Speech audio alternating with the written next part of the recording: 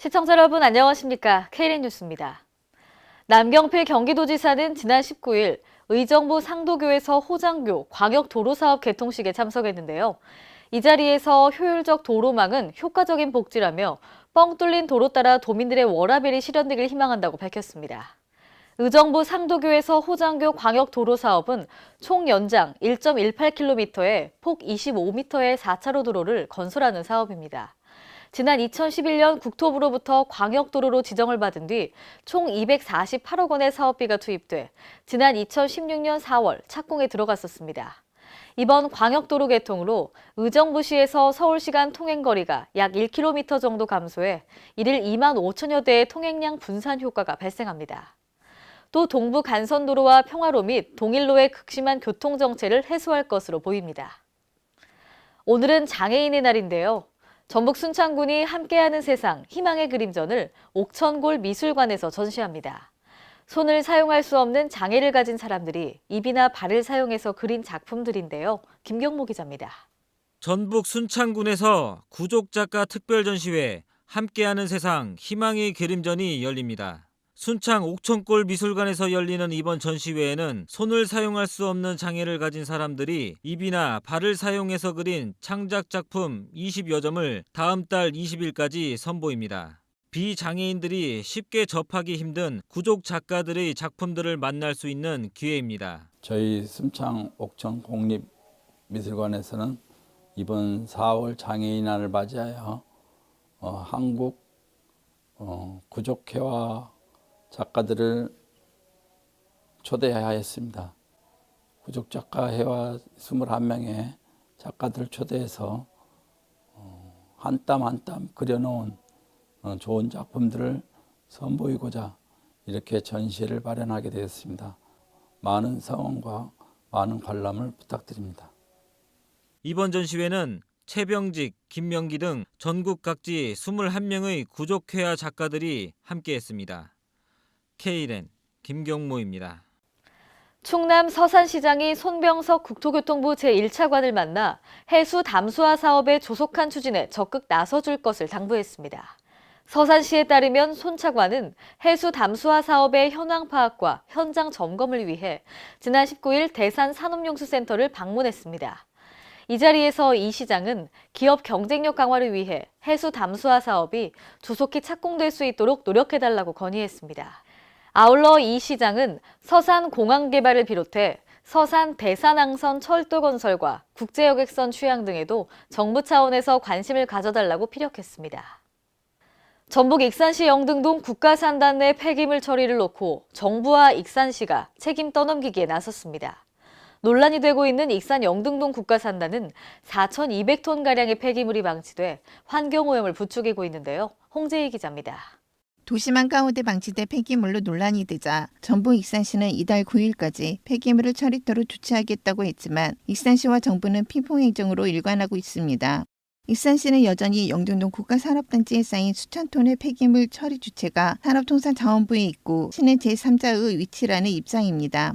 더욱이 이곳은 오는 10월 개최될 전국체전 숙소로 활용될 호텔에 건립되고 있는 곳 옆이어서 시민들은 익산을 방문하는 관광객들에게 비춰질 이미지를 우려하고 있습니다.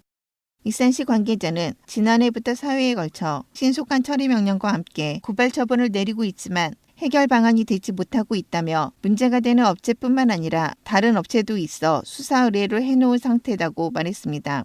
또 산업 폐기물 처리 주체는 산업통상자원부에 있다며 첫 번째 책임자는 폐기물을 버린 사업자, 두 번째는 토지 소유자인 산업부, 세 번째는 시민들에게 쾌적한 환경을 제공해야 하는 익산시에 있다고 말했습니다. 이에 대해 산업부 관계자는 폐기물 관리법에 보면 첫 번째가 폐기물 배출업자, 두 번째는 환경부와 지자체에 있다며 현재 업자가 무단으로 건물을 점유하고 있어 폐기물이 처리된 후 산업부에서 건물 철거에 대해 논의될 것 같다고 말했습니다. 폐기물 관리법을 보시면 폐기물 어떤 배출 및 처리 상황을 파악하고 관리해야 되는 거는 폐기물에 대해서 되집행을 할 수 있는 거는 환경부 장관과 시도구청장이거든요. 익산시 관계자는 국가산단이 익산시에 위치하고 있어 익산시도 완전히 책임이 없다고는 말할 수 없지만 기업을 관리하지 못한 정부 책임이 크다며 시에서는 시 역할에 맞게 축구 명령을 내려 처리하겠다고 말했습니다. KLN 홍재입니다. 대전광역시와 대전권 대학들이 지역 청년들의 일자리 창출을 위해 머리를 맞댔습니다. 대전시는 오늘 옛 충남도청 대회의실에서 지방대학 육성 활성화를 위한 대전시 지방대학 및 지역균형인재 육성지원협의회를 개최했습니다. 이날 회의에는 이재관 대전시장 권한대행 등 관계자 23명이 참석했습니다. 이날 참석자들은 3포 세대 청년들의 일자리 문제 해결과 우수한 지역인재 유출 방지 대책 등을 핵심 과제로 정했습니다. 이를 위해 대학의 지원과 산학연 상호 협력 방안 등을 논의했습니다. 전북 임실군 의회가 지난 16일 폐회했습니다. 임실군 의사상자 등 예우 및 지원에 관한 조례안 등 15건의 조례안이 의결됐는데요. 이 밖에도 지하수 관리에 관한 조례안 등 주민과 밀접하게 연계된 조례안들이 의결됐습니다. 김경모 기자입니다. 전북 임실군의회가 16일 제278회 임시회를 끝으로 11일간의 일정을 마무리했습니다. 이날 본회의에서는 2018년도 추가 경정 및 특별회계 세입 세출 예산안을 승인하고 임실군 의사상자 등 예우 및 지원에 관한 조례안 등 15건의 조례안을 의결했습니다. 추가 경정 및 수정 1차 예산 심사 결과 올해 예산 규모는 수정 예산을 포함한 3,858억 8,600만 원으로 당초 예산보다 184억 4,200만 원이 증액 편성되었습니다. 예산결산특별위원회는 심사 결과 발표를 마친 후 2월 예산을 최소화시켜 예산이 사장되는 일이 없도록 해달라고 집행부에 당부했습니다. K랜 김경모입니다. 중소기업진흥공단은 오늘 전북지역본부에서 재기 중소벤처기업인들의 성공을 위해 재도전 종합지원센터를 개소했습니다. 이날 개소식에는 이상직 이사장을 비롯해 중소벤처기업 지원단체 및 재기 중소벤처기업인 등 100여 명이 참석했습니다. 앞으로 이 센터에서는 재도전 전문 컨설턴트가 상주하면서 재도전을 위한 종합상담, 신용회복 등을 원스톱으로 지원할 계획입니다. 전북 지역에서는 남원시가 가장 많은 문화재를 보유하고 있지만 관리할 공간이 없어 타 지역 박물관에서 분산 관리되고 있는 실정인데요. 전예은 기자가 취재했습니다. 전북 남원시는 도내에서 가장 많은 문화재를 보유하고 있으나 이를 보존, 관리할 시설이 없어 정작 중요한 것들은 다른 지역에 맡기고 있습니다.